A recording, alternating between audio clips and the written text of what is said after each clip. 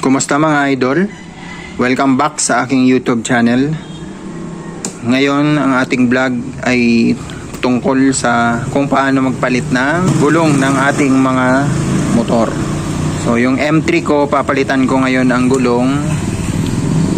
Ang stock ng M3 ay hindi naman tubeless, pero yun, papalitan ko na siya ng tubeless. Ayan, standard pa rin ang size, 80-90 by 14. So itong mags na to, magpapalit kayo. So kailangan linisan nyo. Ayan. So hindi ko pa siya nare-repaint. Siguro sa sunod na pagpalit ko na lang. So, magpapalit kayo ng pito na pang tubeless. So ito yung pito niya mga idol.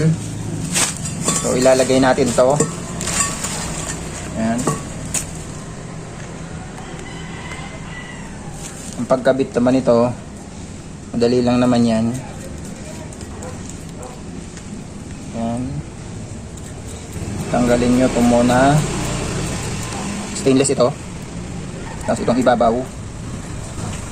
Saka ito.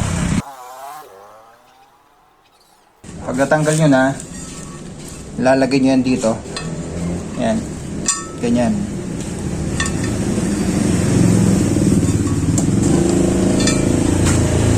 Lalagay nyo tong rubber. Tapos ito, parang washer na convex or concave, kung ganyan, convex.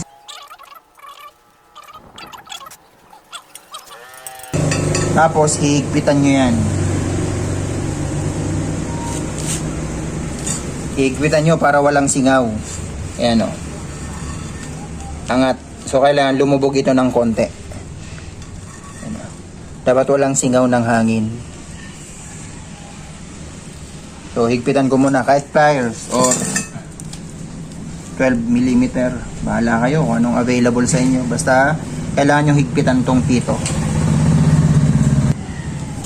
So ako, ito lang ang gagamitin ko. Long nose lang. Kasi madali lang na. Hindi naman natin kailangan higpitan ito ng mahigpit na mahigpit. Yung sa tansya mong wala lang singaw, pwede na yun. Yan. Sipatin nyo kung na-sealed na yung butas. Yan. So tingin ko sealed na yan. Pero konti pa. Ilalagyan naman natin ito ng tire sealant. So masisealed niya pa din naman kung may butas. Pero dapat konti lang para ma-seal talaga ng sealant. Siguro okay na to. Ayan o. Bumuo naman na yung rubber. So sealed na yan. Ngayon lalagay na natin tong gulong. Tanggalin na natin ang balot para may kabit na natin. So ito na mga idol, nabalatan ko na. Ngayon bago nyo to ikakabit, titingnan nyo yung arrow. Ito. Huwag niyong susundan itong thread nito. O ang spike, huwag kayong magbabase dyan. So ito, Pilot Street, Michelin brand. Pero may arrow yan kung saan yung tamang posisyon niya. Ayan. Ito, front. Ayan. May nakalagay yan ng front. So ibig sabihin, sundan nyo yung arrow. So kung dun yung harap, front, di ganito kasi yun ang tinuturo dito. Ayan o, front. So itataas nyo. Pag sa baba kasi ang front nyan di sa likod. Ano, so kailangan ganyan. So tataas front. Tapos yung mags nyo ganyan. Di dapat ito sa brake shoe, ito naman sa labas. So, ito yung arrow niya. Pag ganyan. O kaya, ilalagay natin to ganito. So, ibabagsak lang natin to. Parang ganito. Ayan. Tapos, hakatakin natin. Papasok na natin to.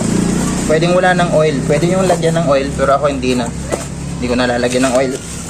Tiyatiyagain na lang natin. So ito mga idol, nalagay ko na. Ayan. Ngayon, ito naman kabila. So lalagyan na natin yan ng oil para madali.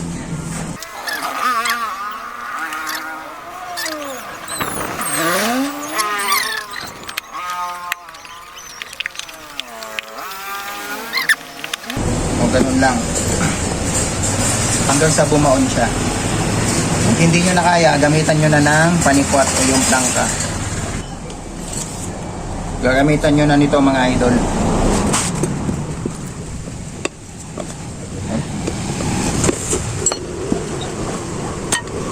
Talang-tang, pahit siya masigas. May mas, yan. Hanggang sa, may lagyan ulit ng luya. Yan, kailangan, may ganyan talaga yan.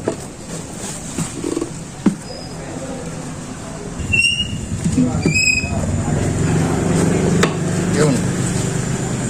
So nailagay na natin mga idol sa bilaan.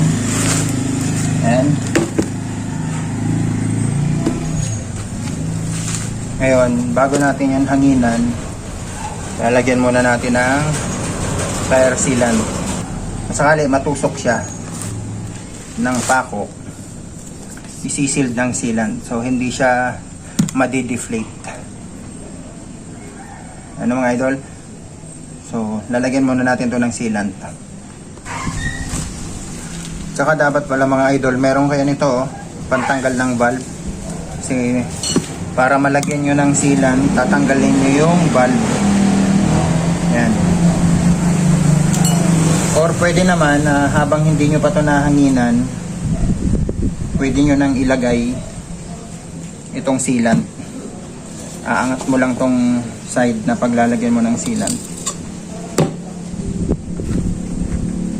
Ganyan. Pwede mo nang ibuhos ito. Pero mas maganda, hindi ito mapadaanin. Tanggalin mo lang yung valve gamit ito. Mag-improvise lang kayo. Ayan o, tornilyo lang to eh. Ginawa ko lang. Kasi may hose naman to pag magsasalin ka. Tapos para lumapat pala siya, ayan, hahanginan ko muna para mag-expand yung ating gulong.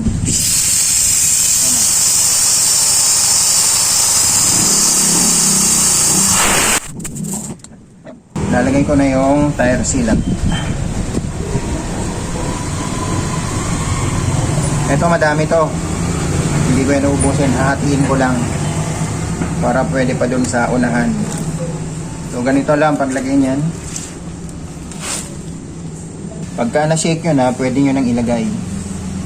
I-press nyo lang to para pumasok. So depende sa inyo kung gaano kadami yung ilalagay nyo. Pagka okay na, yan, lalagay nyo na tong valve. Babalik nyo yan, yung valve na yan, para mahanginan nyo na. Pagkatapos yung mahanginan, pwede nyo nang ikabit sa unit. So, ganun lang naman mga idol.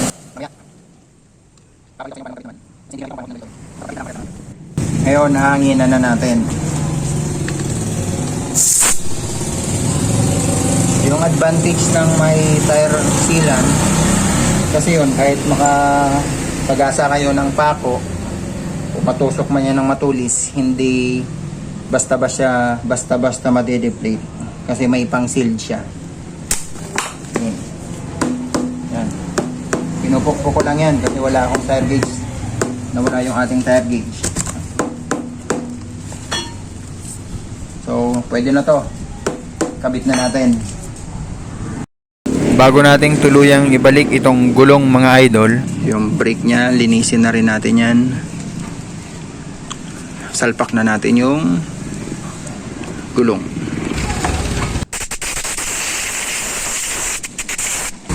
Lagay na natin to. Ito, malaking washer. Tapos yung nut. So, nilubricate ko na rin yan.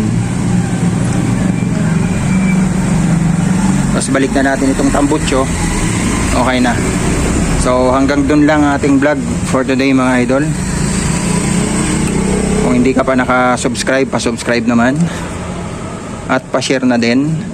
Pwede rin kayo mag-request kung anong gusto nyong vlog sa susunod. Anong topic ang gusto nyong pag-usapan natin. Kung gusto nyong i-share ko. So hanggang sa muli, God bless and peace out.